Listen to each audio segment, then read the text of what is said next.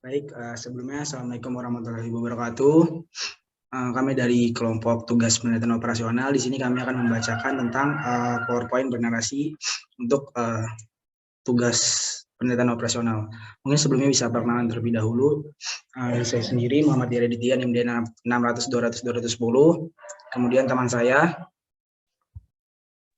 Saya Muhammad Rifki Alaudin Najib, NIM D 600-200-211. Saya Aulia Yudrining Tias, NIM D 600-200-251. Baik, untuk selanjutnya mungkin bisa dilanjutkan kepada materi yang akan dibacakan oleh teman saya.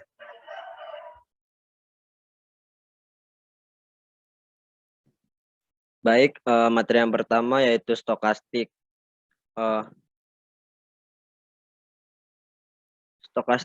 Proses stokastik adalah himpunan variabel random yang merupakan fungsi dari waktu, parameter waktu. Di sini diartikan dalam arti luas. Proses stokastik sering juga disebut proses random atau random process. Next.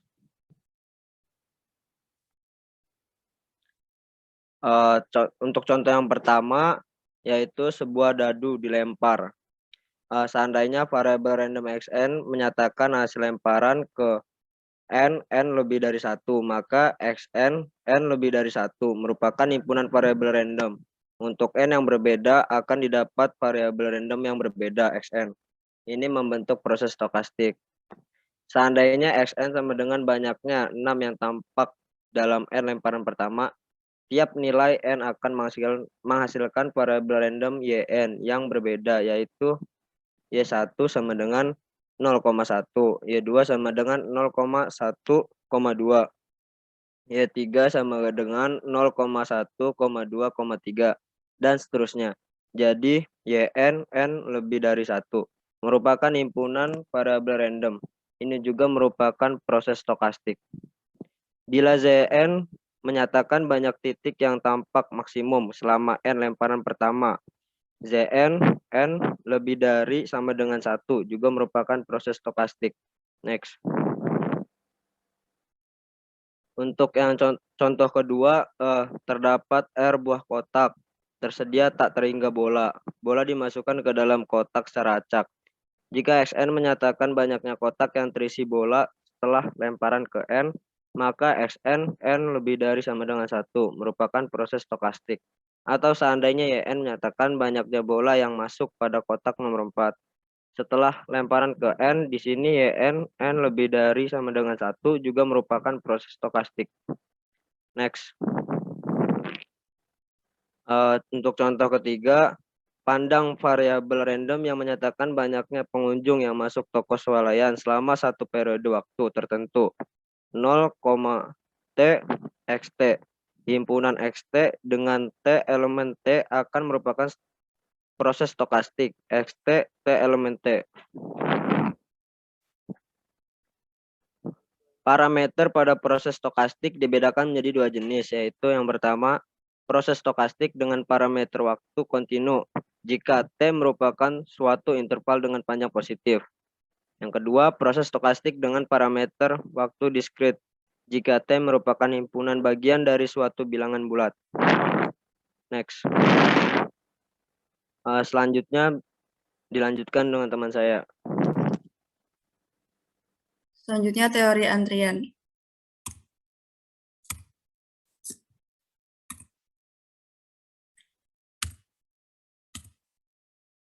Teori antrian merupakan studi matematis yang berkaitan dengan keadaan yang berhubungan dengan segala aspek orang atau barang menunggu untuk dilayani.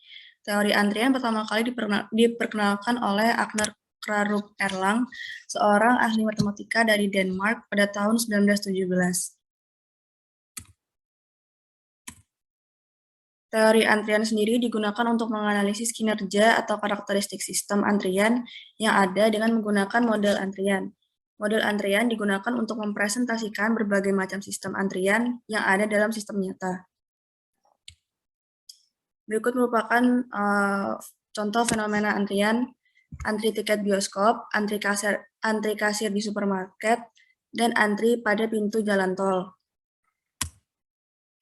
Berikut merupakan analisis antrian dari berbagai sisi. Yang pertama ada antri tiket bioskop, calling population-nya infinite. Kenapa? Karena untuk pengunjung dari bioskop sendiri itu banyak dan tidak bisa ditetapkan jumlahnya, jadi infinite. Antri registrasi perguruan tinggi finite, karena pasti kalau kita melakukan registrasi perguruan tinggi, pasti sudah ada datanya, jumlah orangnya berapa, jadi finite. Antri pada pintu jalan tol sama seperti antri tiket bioskop, infinite, karena tidak bisa dipastikan berapa jumlah orang yang masuk dan keluar jalan tol. Untuk sisi antriannya sendiri, dari tiket bioskop, single channel multi-phase, untuk antri registrasi perguruan tinggi, single phase, dan antri pada pintu jalan tol, single phase. Untuk disiplin antriannya, pada ketiga contoh menggunakan FCFS atau first come first serve, di mana yang dilayani adalah yang pertama datang dan langsung dilayani seperti itu. Kemudian dari sisi mekanisme pelayanan untuk tersedianya antri tiket bioskop tentu selalu tersedia, antri registrasi perguruan tinggi tidak selalu tersedia, antri pada pintu jalan tol selalu tersedia. Untuk kapasitasnya sendiri, dari antri tiket bioskop, sistem pelayanannya ganda, antri registrasi perguruan tinggi, sistem pelayanan tunggal, antri pada pintu jalan tol, sistem pelayanan ganda. Keterbatasan teori antrian sendiri, terdapat koefisien variasi yang pertama, karena model teori antrian didasarkan pada distribusi eksponensial, model ini bekerja dengan menerapkan karakteristik distribusi. Masalah terbesar adalah distribusi eksponensial memiliki koefisien variasi 1. Fakta ini membuang model dari setiap proses yang memiliki koefisien variasi berbeda secara signifikan dari 1, karena probabilitas rendah bahwa proses arbiter memiliki koefisien 1. Salah satu kelemahan teori antrian adalah penerapannya yang rendah.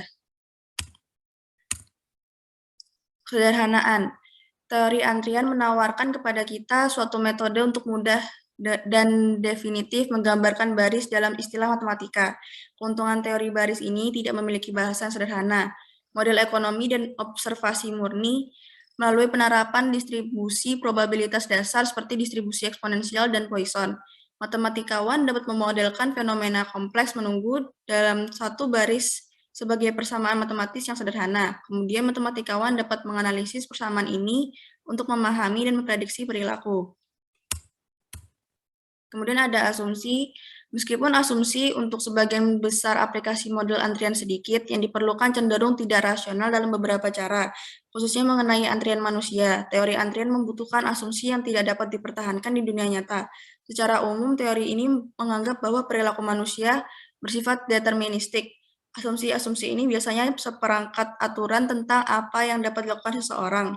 Misalnya, salah satunya bisa jadi seseorang tidak akan masuk baris jika sudah banyak orang yang ada di dalamnya. Kenyataannya ini tidak nyata. Jika tidak akan ada baris di luar tempat pada jam buka. Dan turis yang menunggu terlalu lama untuk membeli hadiah akan menyerah begitu saja. Selanjutnya, game teori yang akan dijelaskan oleh teman saya. Baik, untuk yang selanjutnya yaitu game teori. Next. Untuk game teori sendiri merupakan kajian yang mempelajari interaksi antara agen-agen ekonomi dalam mengambil sebuah keputusan yang optimal berdasarkan aksi dan reaksi antara agen-agen ekonomi tersebut.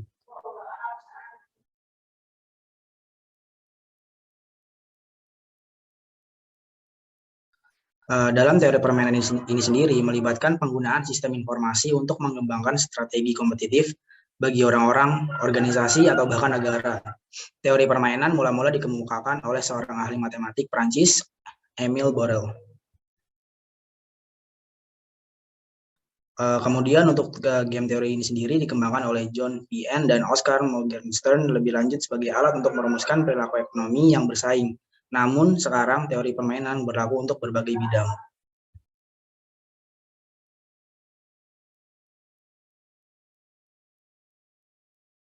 Seperti contohnya yang pertama yaitu mengembangkan suatu kerangka untuk pengambilan keputusan dalam situasi persaingan atau kerjasama. Kemudian yang kedua yaitu menguraikan metode kuantitatif yang sistematik bagi pemain yang terlibat dalam persaingan untuk memilih strategi yang tradisional dalam pencapaian tujuan. Kemudian untuk yang ketiga yaitu memberikan gambaran dan penjelasan fenomena situasi persaingan atau konflik seperti tawar-menawar dan perumusan koalisi.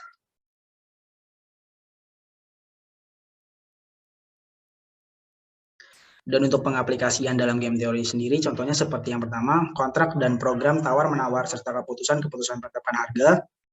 Yang kedua yaitu dua pebisnis yang saling bersaing dapat menggunakan teori permainan untuk menentukan strategi yang paling baik untuk mencapai tujuannya. Kemudian untuk yang ketiga yaitu militer juga bisa menggunakan teori permainan untuk menentukan strategi militer yang paling baik untuk memenangkan konflik dengan negara asing. Dan contoh yang keempat yaitu investor bisa menggunakan teori permainan untuk menentukan strategi terbaik ketika bersaing dengan investor lain dalam sebuah lelang obligasi pemerintah.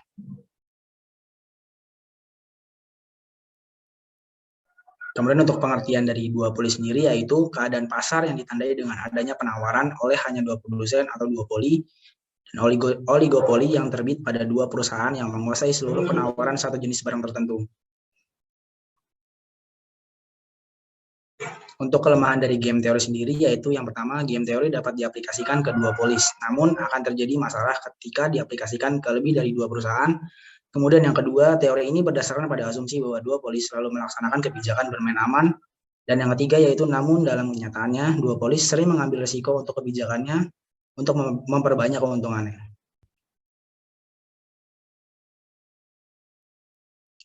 Dan untuk kelemahan selanjutnya yaitu game oligopoli ternyata bukan sebuah game penjumlahan tetap seperti yang diasumsikan oleh game teori. Dua polis tidak akan bersaing dalam mendapatkan keuntungan dengan jumlah yang konstan. Yang kelima yaitu dalam kenyataannya para dua polis tidak menguasai strategi secara sempurna yang dibayangkan oleh pesaing seperti yang ada dalam game teori. Apa yang dilakukan oleh pesaing, seorang dua polis bahkan mungkin tidak mengerti strategi yang digunakan oleh pesaingnya. Dan yang keenam yaitu game teori mengasumsikan bahwa pelaku dua polis akan mengambil strategi yang paling baik. Contohnya, kedua pihak akan menggunakan perhitungan maksimin atau minimaksnya. Dan kenyataannya, apabila salah satu dua polis gagal dalam menerapkan strategi tersebut, maka game teori tidak akan lagi berguna.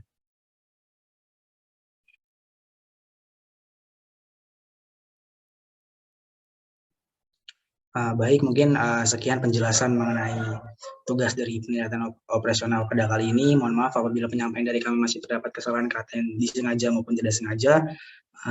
Akhirul kalam, billahi taufiq wal hidayah. Wassalamualaikum warahmatullahi wabarakatuh.